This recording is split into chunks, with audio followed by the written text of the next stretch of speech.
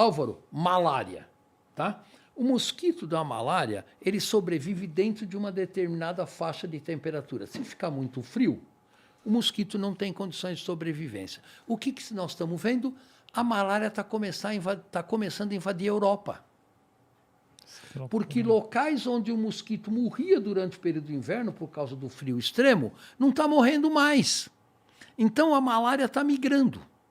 Né? Essa é uma das coisas. A segunda questão é o efeito das ondas de calor. Né? Então, a gente viu hoje nos jornais, morreram 3.000 pessoas na semana passada em Portugal e na Espanha. Por quê? Essas pessoas morreram de desidratação. Muito calor, as casas não são preparadas para isso e assim por diante.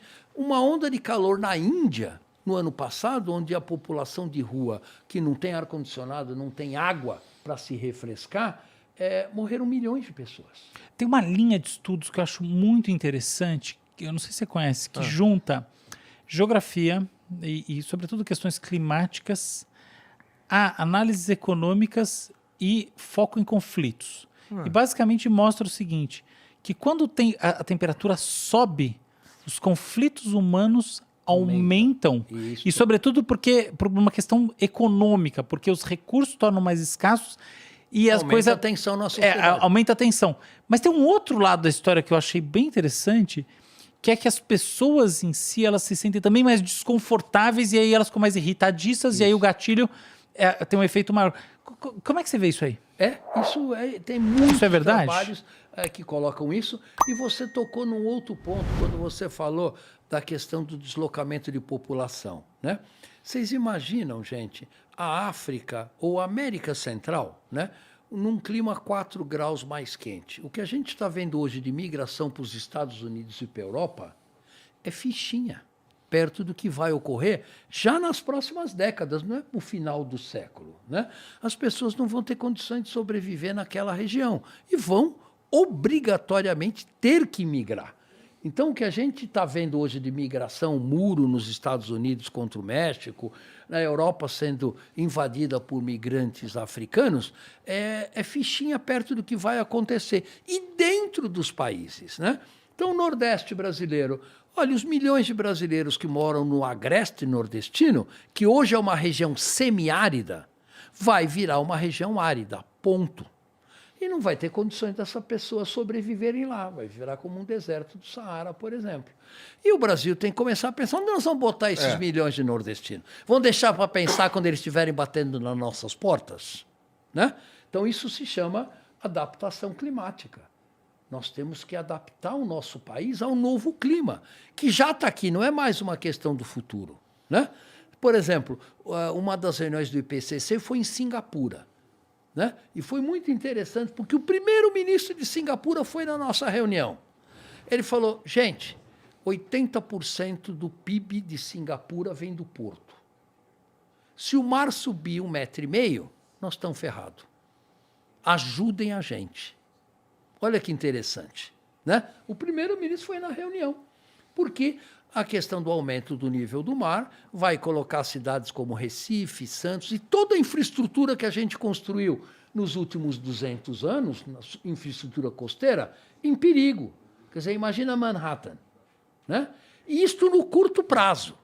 Porque o último relatório do IPCC mostra que no longo prazo, uma vez que você começa a derreter 1 quilômetro cúbico de gelo da Groenlândia e aquilo vai para o mar, não há processo físico conhecido que possa recongelar essa água e reverter esse processo. Claro, Já era, tá feito. Já era. E você sabe quanto que o nível do mar pode subir com o derretimento da Groenlândia? 15 metros. Porra, eu tava achando 1,5 metro coisa pra caralho. Não, 15 metros. Então você imagina cidades como Manhattan. Imagina Copacabana com a água no primeiro andar do nível dos prédios hoje. Isso não vai acontecer da noite para o dia. A inércia desse derretimento é lenta. Tá? Você põe um cubo de gelo aqui em cima dessa mesa, ele não derrete em minutos. Tá? Mas, em 200 ou 300 anos, isto é altamente provável. Isso traz uma questão importante. Você acha que o fim da humanidade vai ser em função do clima? Olha, eu não chamaria o fim da humanidade, mas o recado está dado. ou a gente cuida melhor dos recursos naturais do nosso planeta, entre eles o clima, ou as nossas próximas gerações estão ferradas. É Paulo, muito claro isso. Isso hoje- não precisa ser cientista para perceber, né? O processo de derretimento do gelo da Groenlândia é reversível, cara? Não, Não é. não é. É irreversível. Assim como o derretimento da Antártica. Por sinal, você tem uns estudos com a Antártida, né? Conta aí pra gente como você vê a situação lá. Oi? Conta como é que tá a coisa lá. Você que Sim, conhece. a Antártica é uma das regiões, as regiões polares são as duas regiões onde o aquecimento está ocorrendo de maneira mais rápida, tá? Tem verões quentes agora, não Oi? é? Como é que tá essa história dos verões Tem quentes verões na na Antártica? Antártica que a temperatura que era menos 5, menos 10 graus, quando o Brasil montou a Estação Antártica há 30 anos atrás, que hoje já tem temperaturas positivas, Não 3, acredito. 4 graus, Você, 5 uma graus. malhinha, você fica de boa Isso, lá. numa boa. E no Ártico é a mesma coisa, né? Então o gelo do Ártico está diminuindo, diminuindo, e a previsão é em 2040, no verão, você poder pegar o navio na Rússia e ir até o Canadá. Não vai ter gelo. Meu Deus, mas isso é muito perigoso. Sim. Isso é certo, claríssimo que já... É que não tem o que a já gente tá- fazer com a água. Vamos fazer o que com a água? Vamos guardar ela onde? É. E Né? tem uma questão importante, ó. A hora que você tira o gelo é branco, né? Ele reflete muito radiação de volta para o espaço. Se derrete esse gelo, fica o oceano. O oceano é escuro. Ele absorve mais radiação. Ele altera o que a gente chama o albedo da superfície terrestre. Isso acelera o aquecimento global. Ele amplifica. Ele amplifica fortemente o aquecimento global. Ou seja, Além de mudar a Exato. vida marinha e tudo mais. exatamente. Além de mudar a salinidade, muda a corrente oceânicas e vai por aí afora. Este processo já está em curso. Não é uma coisa para o futuro. Ele está ocorrendo hoje. Tá?